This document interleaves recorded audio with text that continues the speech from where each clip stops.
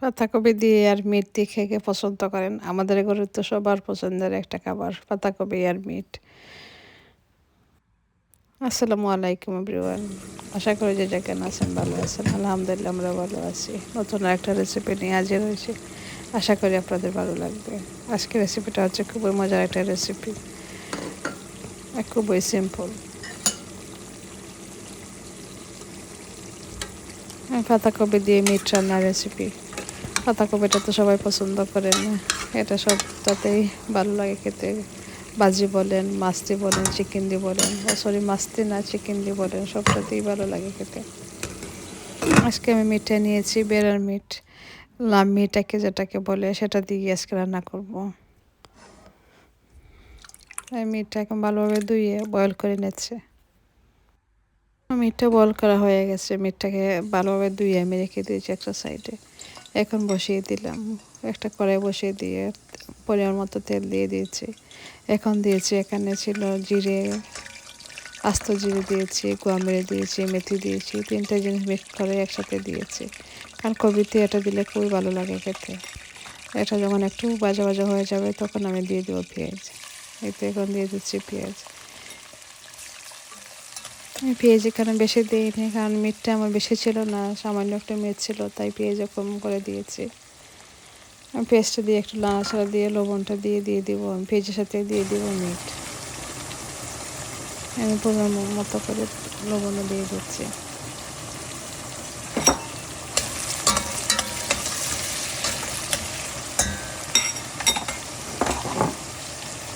লবণটা দিয়ে একটু নাড়াচাড়া করে ডেকে রেখে দেবো।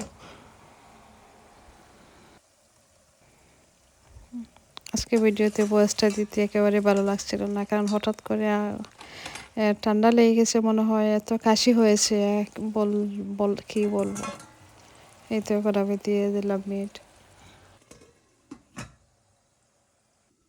হঠাৎ করে এত কাশি উঠে কি বলবো, বলতে পারছি না। এই তো এখন আমি মিটটাতে একটু নাড়াচাড়া করে নিচ্ছি।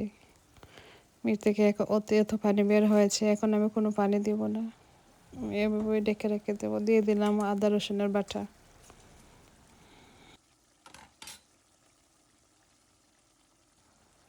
সাথে গরম মশলা দিয়ে দিলাম, তেজপাতা, দারচিনি, যা যা লাগে সব কিছু দিয়ে দিচ্ছি। দিয়ে একটু নাড়াচাড়া করে দিচ্ছি। আমি এখন দিয়ে দেবো সব গুঁড়ো মশলা। আর বলার কিছু নেই, সবাই তো মিট চিকেনে যা লাগে মশলা তা দিয়ে দিবেন। আর পরিমাণ মতো আর কি আমি যা যা লাগে সব কিছু একটু একটু করে দিয়েছি, হাফ টিস্পুনের মতো। কারণ এখানে আমার মিট বেশি ছিল না, তাই মশলাটা একটু কমিয়ে কমিয়ে দিয়েছি।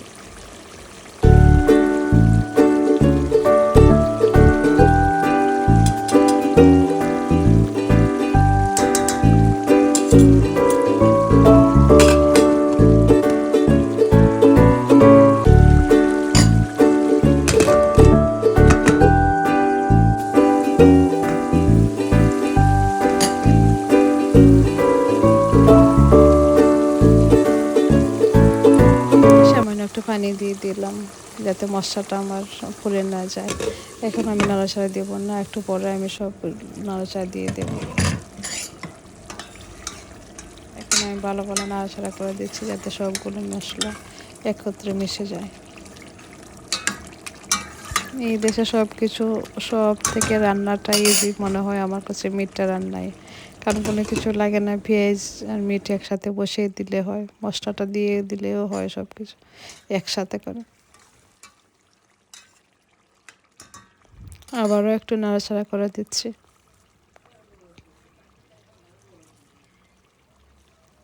আমার মশলাটা ভালোভাবে কষা হয়ে গেছে, একটু নাড়াচাড়া দিয়ে আমি দিয়ে দিলাম কপি, পাতাকপিটাও দিয়ে দিচ্ছি। এখানে আমার পাতাকপিটা অনেক বড় ছিল, তাই আমি হাফ দিচ্ছি, আস্তা পাতাকপিটা দিইনি, কারণ মিটটা তো কম ছিল, তাই আস্তা কপিটা দিইনি। সব কিছু দিয়ে আবারও একটু নাড়াচাড়া করে দিচ্ছি।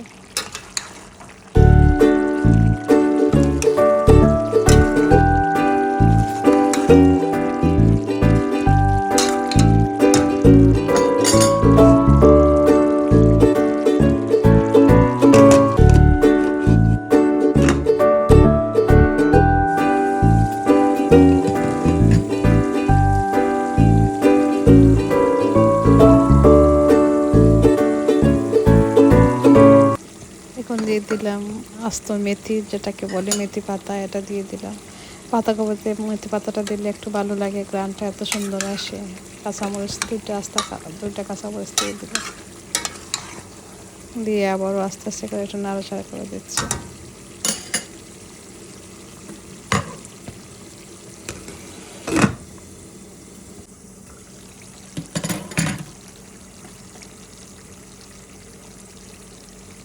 এখন দিয়ে দিলাম ধনেপাতা। ধনেপাতাটা একটু বেশি করে দিচ্ছি, পাতাকপির মধ্যে ধনেপাতা দিলে খেতে অনেক ভালো লাগে। তাই সাধারণত আমি তো লামের মিট খাই না, রাঁধতে আমার ভালো লাগে। আমার কাছে খেতে জানি না কীরকম যেন লাগে, এত বছর হয়েছে এদের শাশি, বাট এই মিটটা আমি একেবারেই খেতে পারি না। এই তো আমার মিটটা হয়ে গেছে,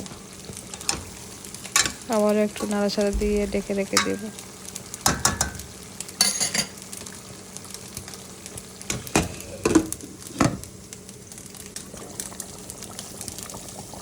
অন্যদিকে একটা চিকেন রান্না করছি, ভাজি করছি আর কি, ছোটো মাছানোর জন্য এটা বসিয়ে দিলাম।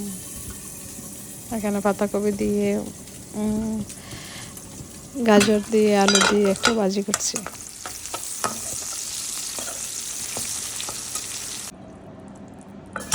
বলেছিলাম যে ছোটো মাছ, সেটা টাকি মাছ ছিল, এটা কমলার খোসা দিয়ে বোনা করছি।